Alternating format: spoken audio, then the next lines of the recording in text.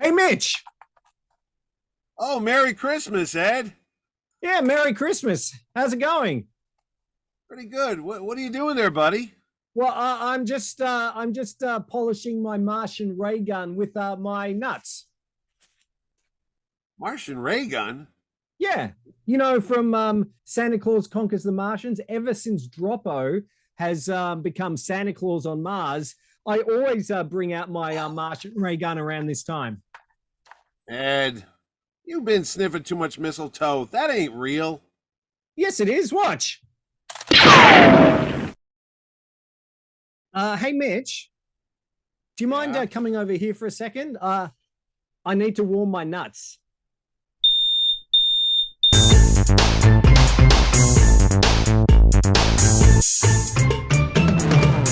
Hi, this is Ed Dollister, And this is Mitch Ho Ho Halleck. and welcome to another exciting episode of Mitch and Ed's Excellent Adventure. If it's your first time here, thanks so much for joining us. If you are a regular viewer, thank you so much for coming back. Before we get into today's Yuletide topic, Mitch, how can you find out a little bit more about the show if you're new to the channel? Oh, Ed, it is easy as going to see an ancient wizard on the planet of Mars who talks in rhymes and riddles. All you do is hit the little subscribe button down there, and you too will be subscribed to Mitch and Ed as we blast off for another excellent adventure. And you'll be notified if you hit the little bell when that does happen, and hit the like button because it makes everybody else find us. And that's it. But Ed, my heart is filled with Yuletime cheer, and I've decked all my halls and I've filled all my mistletoe because I know this is the show that I look forward to all year. And we're going to talk about one of the greatest movies ever made about Christmas, right? Is Santa Claus Conquers the Martians the worst Christmas movie ever? No. It's not. No, Thanks. that That's all we I got was time gonna for. okay, see everybody. Merry Christmas, happy holidays, drive safe, and tip your waiter. Goodbye. No, the worst movie that we're not going to cover because I talked to you about this. I think that has to be 1985 Santa Claus the movie, starring John Lithgow and Dudley Moore, made by Alexander Ahsoka? Salkind. Yep. Yeah, yeah, the Superman people. Right after they just made Supergirl, they came out with this movie. In fact, the same director of Supergirl directed this movie, Santa Claus, and David Huddleston, Michael Huddleston. He played Santa Claus. But anyway, that movie's horrendous. It was supposed to be this big epic. They made it look like Superman, and they had like the Fortress of Solitude and all this. It was epic. It was a big epic turd. It was just terrible. Dudley Moore was bad. Lithgow was actually not so bad. He was over the top. But anyway, that's neither here nor there because I said to you, why don't you watch Santa Claus Conquers the Martians? And that could be your pick, and I would do Santa Claus. But then after further review, I didn't think Santa Claus Conquers the Martians is as bad as the reputation it gets. I absolutely agree. I watched it as well just to refresh my memory, and yeah, it does get a bit of a bad rap. Look, it's not the world's greatest movie, and it never set out to be the world's greatest movie. It was made in 1964. It was filmed in like 2 weeks. A lot of Say the 2 hours, actors, but sure, yeah, yeah, true. A lot of the actors were essentially Broadway performers or stage performers. yeah. Sure, it was low budget and everything like that, but I feel like the heart is in the right place for this movie. It's got a good Christmas spirit. It's got a fun, catchy Christmas tune. Hooray for Santa Hooray Claus. for Santa Claus, yeah. We can't. I don't. It's funny. The film is out of copyright, but I think the the music's music not. is still by copyright. So if I can play it and I don't get a content match, you'll hear it right now. Otherwise,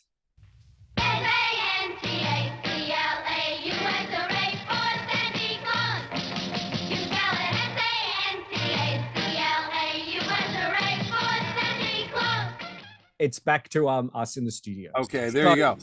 But I was going to say, I did not see this in the movie theaters, like you always ask me, I know. I because didn't think you would. it was made before I was born. But I do remember it fondly because I have older sisters. And when I was a mere child, about four, a lad of four, I remember this was on the local TV here in New York, Mhm. Channel 9. out of Secaucus, New Jersey. It said, Santa Claus conquers the Martians. And when you're a kid and you hear that, you're like, oh my God, Santa Claus, that's like, Superman. And Martians, that's like, Jaws. So in my mind, I'm thinking it's going to be a throwdown. There's going to be like violence. There's going to be candy canes as weapons and nunchucks, and elves are going to be dying.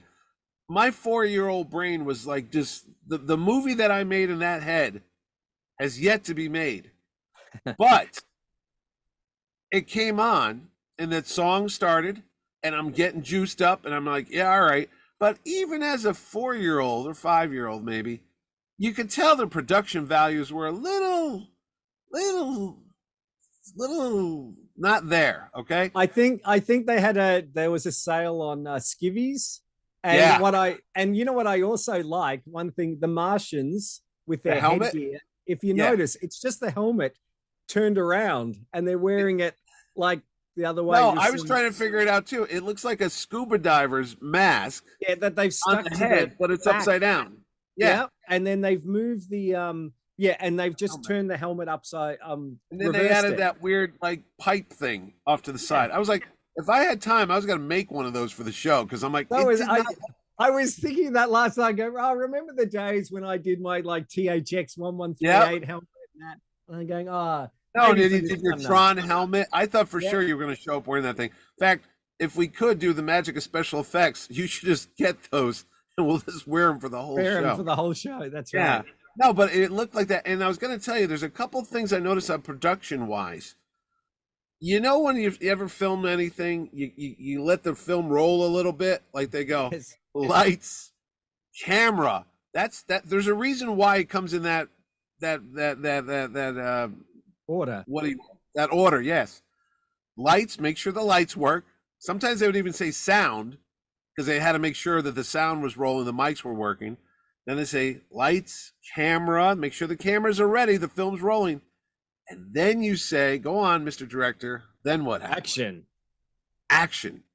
Okay, there's a couple scenes in this movie in the beginning that looks like they said lights, action, camera, because it wasn't an editing thing. It literally looks like the film was rolling after the scene had started or something, because I'm like, did that just like jump cut or something? No, that was it. It's like the reporter's talking to Mrs. Claus and you see this white light like hit it as if the film was just turned on and exposed to the light. There's something not right there. And it happens not once, but about 4 or 5 times in this movie. Like they just said, we don't have enough time, quickly film this thing. And they just turned the camera on and go. And yeah, it was weird. So, well, I think the first giveaway that it's a low budget show is that they've misspelt in the opening credits costumes. It's costumes. Did you notice I thought that it might have been an English thing, like color. So I thought that was pretty funny with how it was. But that's how it is. You know what? Yeah. The reporter that we were talking about in the beginning of the thing who interviews Mrs. Claus, big first Ed thing. Ed Werdemer, who would appear later on The Jeffersons as the doorman, Ralph. But that is the first time Mrs. Claus is ever portrayed on film or in cartoons and any of that stuff. That's the first representation of Santa's significant other, is Santa Claus conquered the Martians. So there. Yeah, absolutely right. And I think that it predates, I think, one of the, is it the Rankin Bass specials? Yeah, Rankin and Bass, Rudolph. That was like, that was 66. Right. Yeah, so it's 2 years before that. Yeah. So there you go. So we should say what basically the premise is that Martian children are basically adults. They've been pumped information, but basically they're hooked by watching videos from pretty Earth. Much 24 hours a day. Now, this is pretty on point for what's happening today with, it's ahead of its time. Yeah, it is. It actually is. And one of the 60 years ahead of its time. Yeah. Yep. So Leonard Hicks played Kemar, the head or the ruler of Did Mars. you notice the names though? I caught that on viewing. Okay, Mar, short for Martian. King Mar, because he's the King Martian. His wife is Momar because she's the mother. The children are Bomar because it's a boy Martian, and Gurmar because she's Yes, a girl yes. Martian. So I get that. I don't understand dropo though. I don't know what the hell that's short Because for. Dropped Dropo's on a little his bit head? like, he's clumsy. Yeah, he's clumsy. And you've But got go on. Voldar. You've got Voldar, The the, bad guy. the bad guy. Yeah, So yeah. you've got all With the these. So basically, must. yeah, that's right, with the handlebar mustache. I think he predates. That was pretty progressive back in You knew 1960. he was the bad guy because all bad guys have mustaches. That's true. That's true. Oh, yeah, but I've got this You've to got that saves the day. That's right. So basically, all Martian kids are watching, are hooked on Too much TV. Earth TV, They're not and they kids. see Santa Claus. And what basically they go visit this basically Yoda. Yeah, right? Like Gandalf or Yoda. It's like that guy. He's just there in this weird, cloudy, misty world, and he just shows up and he talks Just like goes, Spaceballs. He sounded like Mel Brooks from Spaceballs, like yogurt.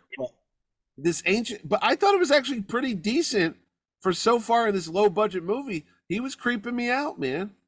and the cut where he appears and disappears is pretty good. A little smoke bomb. And basically, he says, what you need is Santa. So they decide to kidnap Santa. So they come down to Earth, and they find this brother and sister, Billy and Betty, and basically go, well, hang on a second. There's all these different Santas, because I think that's quite funny. They zoom in on New York, and there's Santa on every corner. So what do?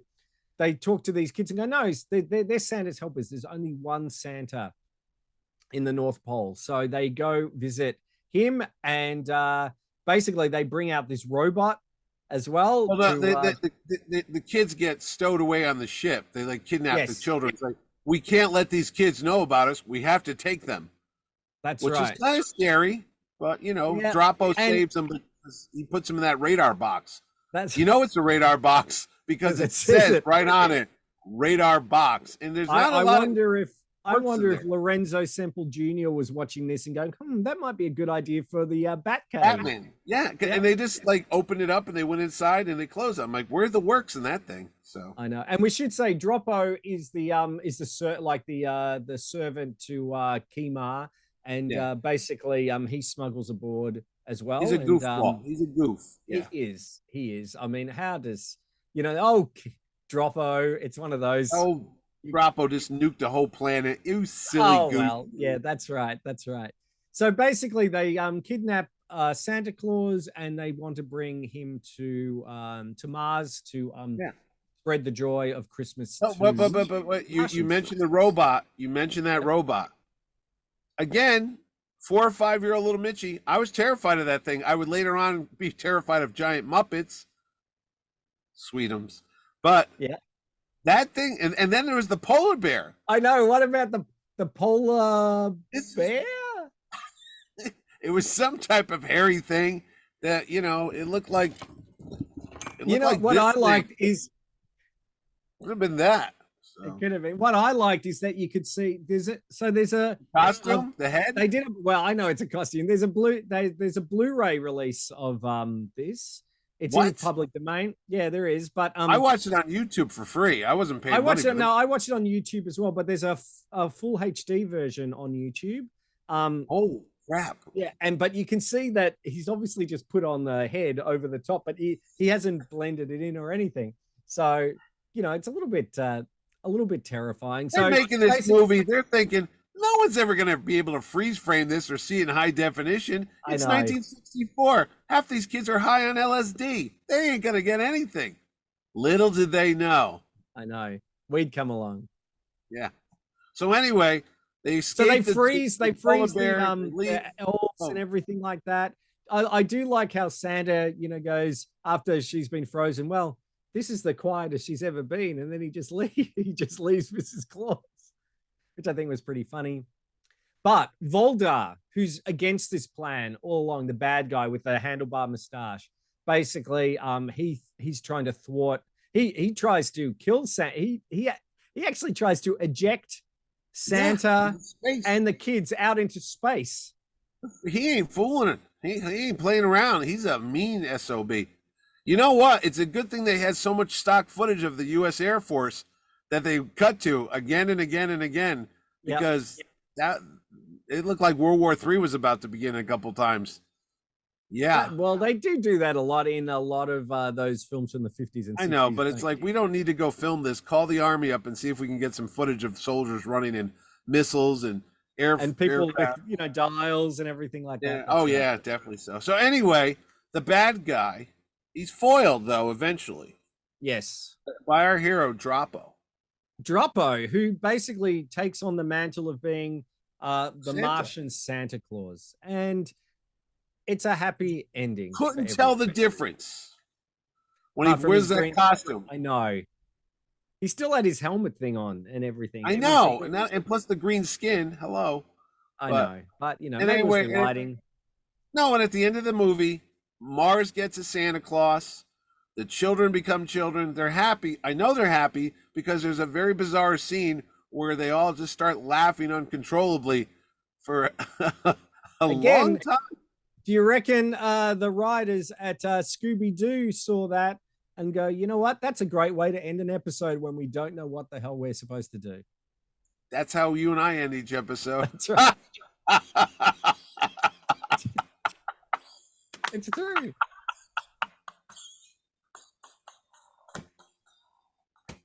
Are you all right? You've gone a bit red. No, I want you just to cut that, and we'll just use that. Okay, we'll use that at the end. No. So that's pretty good.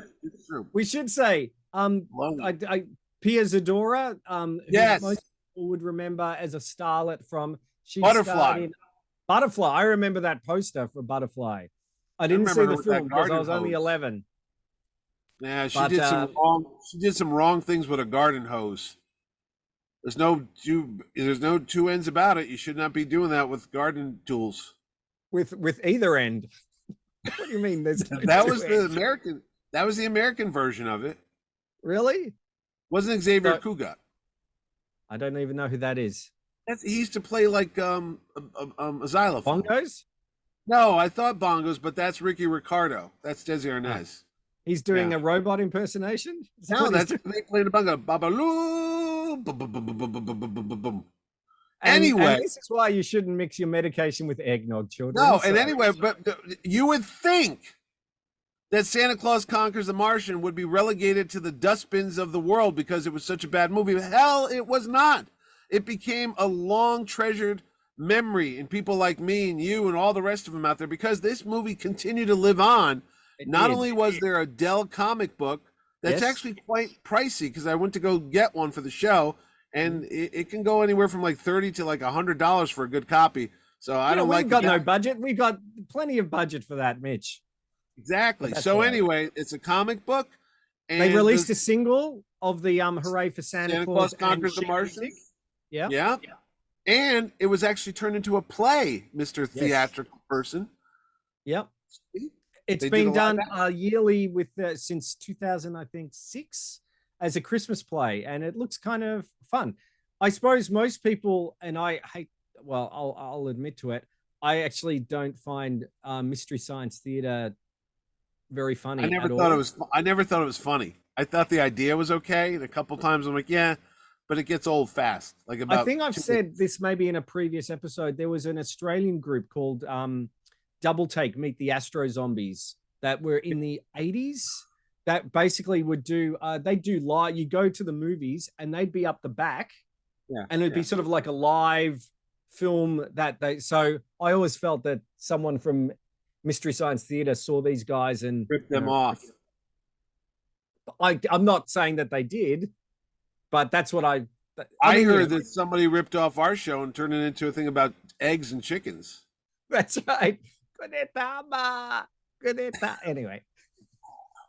So anyway, I don't think there's action figures on this one. I know there's no lunchbox. I'm surprised you just say there was a high quality DVD of this thing because I thought, why spend money? Because you can find it for free all over YouTube. In fact, when you're done watching us, we could even tag it. You can go watch it on Christmas. Yep.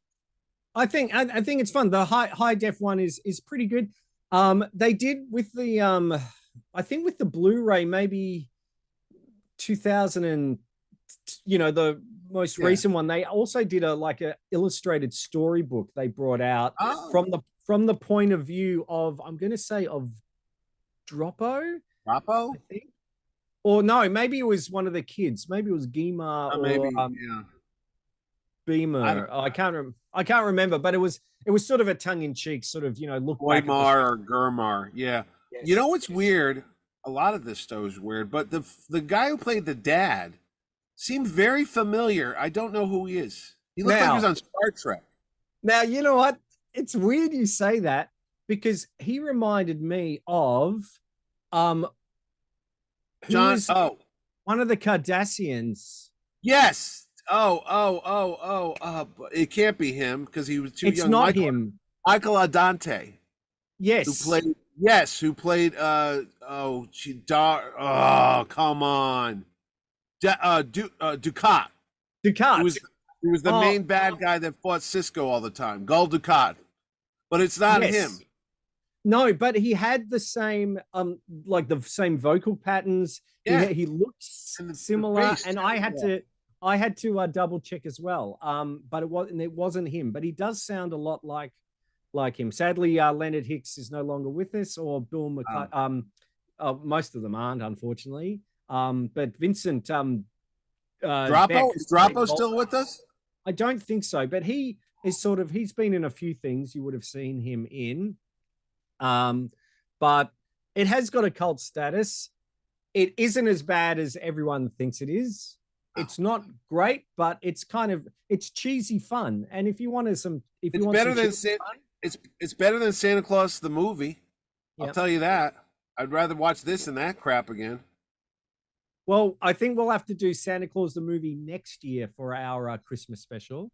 We can build up the resilience to watch it again, But I'd recommend watching it. It's kind of fun, and at least watch it once and make up your own mind. But I tell you, you'll get that. I'm gonna tell you, if you got little kids, I bet they won't even notice it's bad. They'll probably think it's okay. Because I did. When you're 4 or 5, before the world, beats you down, like they say in Field of Dreams, you'll accept crappy movies like this and think they're epics. This is better than The Last Jedi, in my opinion. It's got space. It's got like bad green makeup that sometimes wasn't applied right.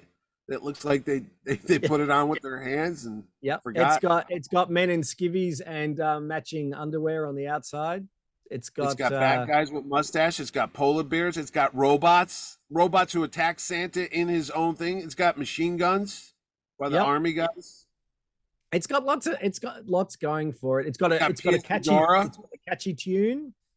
Yep. Catchy tune. Pre-garden hose. I'm gonna have to Google that. Maybe I shouldn't. No, you don't want it. Okay. No. Anyway, that's what we've got to look forward to. Santa Claus Conquers the Martians. Look, I graduated.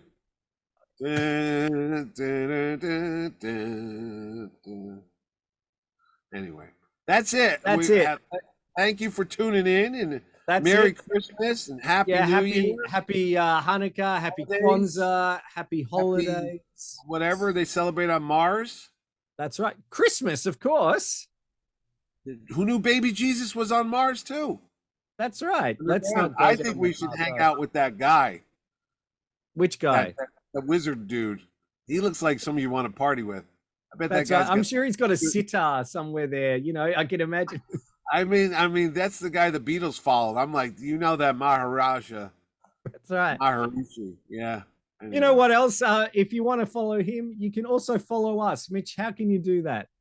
Oh, Ed is as easy as putting on a football helmet backwards with a scuba diving mask and a pipe and pretending you're a Martian. All you got to do is hit the subscribe button on the bottom, hit the notification button too, so you'll be notified when we go on another excellent adventure, and hit the like button because it's Christmas and you have no soul. So why don't you do something nice, you big Scrooge? And that's it. That's it for Mitch and Ed's excellent adventure. Thanks so much for watching. We'll see you next time. Let's end laughing.